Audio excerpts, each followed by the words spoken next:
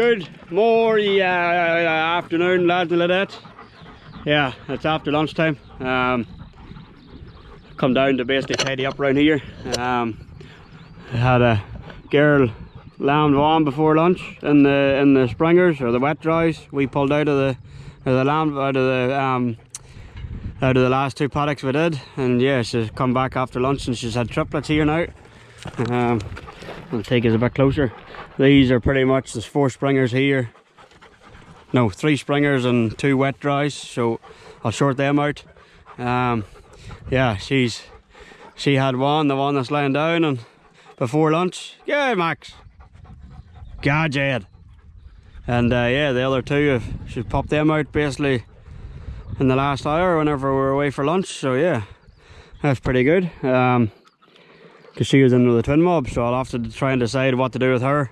I'll pretty much short these girls out here, and then I'll open this gate so she can get out under the cleaner bit, and the lambs can have a bit of a cleaner bed. But didn't really get to do much filming before we started docking, because it was in a rush to get it done, pretty much get it out of the way. There were 2 big mobs, basically 8 ewes in each paddock, 2 paddocks, and that's all the 5-year-old girls. 5-year-olds done pretty much. Had a good day yesterday doing the small mobs and these triplets here, and the singles and 2 of the twin paddocks, and then yeah, basically did the 2 big paddocks today. Got the 2 paddocks we did today. We got them in last night, me and the bossman, into the holding paddocks, so it was easier today, so the lambs didn't have a big walk down to here. We were going to shift the Prattleys to behind the yards where we do the hill ones, generally the mixed stage ones, but yeah, we thought we'd do them here, because then the Prattleys can stay here until we do the triplets here first, and then shift it pretty much one shift and that's it. So save any hassle. Yeah, it worked well. Like, the lambs didn't have that far to go. If you let them take their time, they're pretty good. They're good decent sized lambs, so they travel well. There was a few small ones in there, probably lambed in this last week, but yeah, don't really like doing the small lambs, but there's not much you can do really in the hill paddocks or in this situation. It's not like we're lambing them in the house, and or it's not like we're synchronizing the ewes to the lamb within the full week, and then we know that they're all lambed or whatever, and that's it. It's just the way the cookie crumbles, and that's basically it. But yeah, pretty much out of 400 ewes we had 35 wet dries, I think it was. That's including these springers. There's 4, well, there's 3 springers here, and that one that lambed, and there's another 4 in the paddock that I need to try and draft out sometime too before the lamb. Yeah, those will go up into the hill, but the rest of them, they're pretty much just twins. Be quiet. Pretty much twins. So yeah, they're fat, so they can go up with a fat mob in the hills. They're lightly stocked anyway. There's only 80 up there, and we generally have about 130-40 up there, so yeah, they're a bit lightly stocked. We had chewed it down right enough with the cattle and with the sheep beforehand, so yeah, should be growing nicely. But yeah, that's about it. I'll put the footage now. I got some footage of us going through this with the ewes this morning, and yeah, we'll do that. I'll put that in now, and yeah, basically the next job. It's been an hour or 2 since we've docked these, so I'll pretty much push the ewes out of the holding paddock into the paddocks, and then go down and shift drain into the knob here, so then I can try and get the top hort into drain, and then ease the paddock of bottom hort beside the river. They can wander back up and stuff like that, just trying to ease it, because when the grass starts to grow and the lambs are growing too, the lambs are going to start eating more grass from like 2 weeks onwards, I think they do. Don't quote me on that. No, I'm not sure about that, but yeah.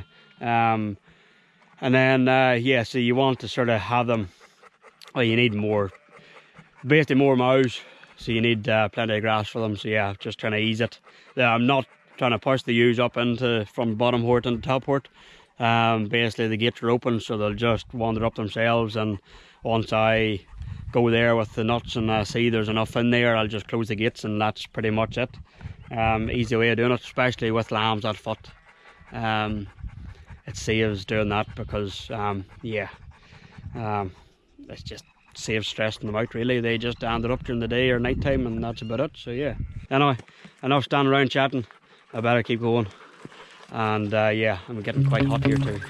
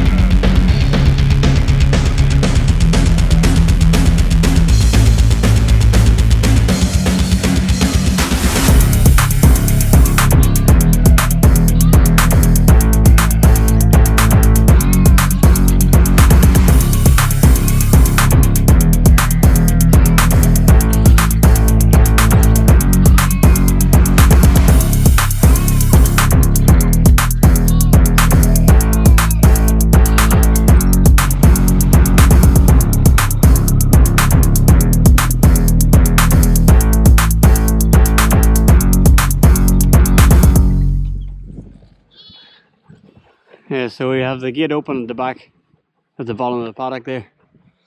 So when they've mothered up, they'll just wander through, and these ones are just basically, they're all mothered up, but they're just loving the tucker in here. So yeah, we've kept this long because of the village.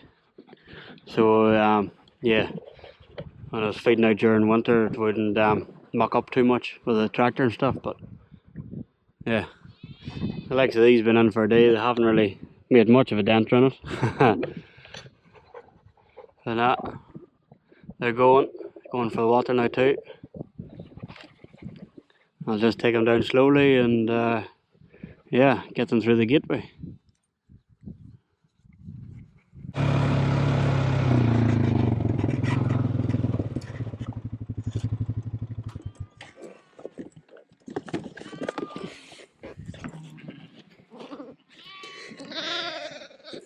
I had a passenger. It's lying between me batten packets. No, that's good.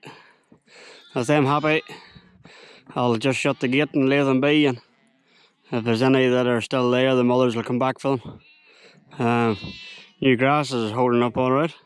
There's only a small bit, the rest of it's over there, but yeah, it's doing quite well. Right, I'll leave them to it, and yeah, otherwise if I stand here, the ewes will run and the lambs will stay back, and that's how they get mismothered.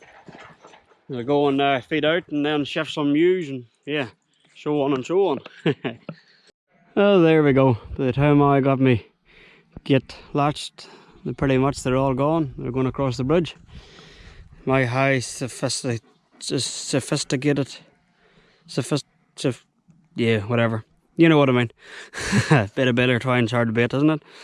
yeah, keep forgetting to bring a latch down or a steeple down and ram it in, because the steeple popped out about a year ago because the cattle beast decided to run down and pop over.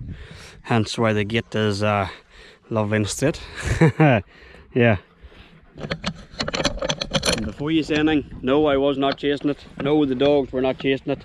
I was pretty much halfway down the paddock to bring them in. It saw me and just woo. By the time I watched the whole thing, because I seen what was going on, I switched the bike off to let it calm down. But no, it did not calm down. He popped over, and yeah, away he went. That was a fun time trying to get him back. Yeah.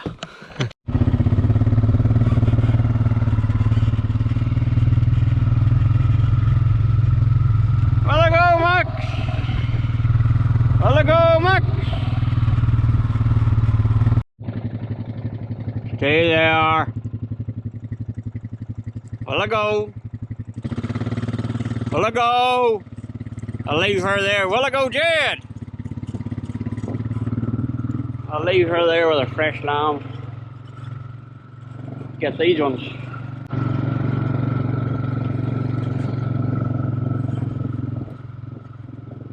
Now, stay there.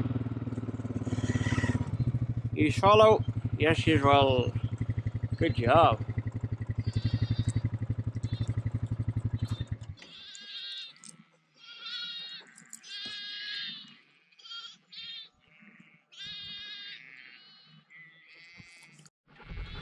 Right, so just out here in drain paddock, shifting these 3-year-old triplets that came from the bottom basically. There was too many down the bottom, so I've just been slowly, well, they've been drifting up themselves basically, leaving the gate open, and they just, whatever wanders in.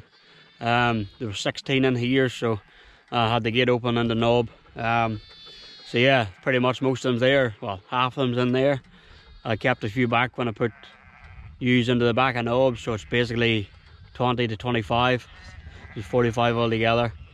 And then the top port ones next door will come into here, and then the bottom ones beside the river can have both paddocks. They can just go in between.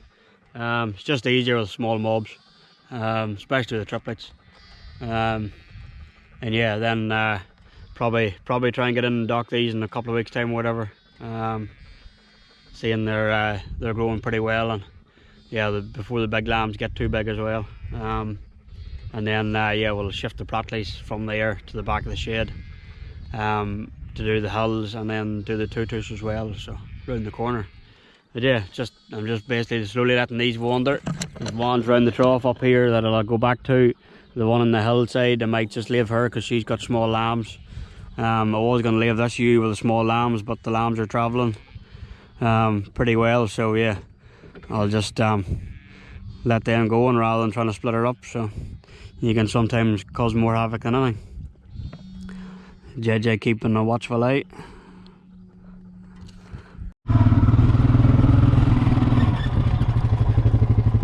That's it. Go, Max!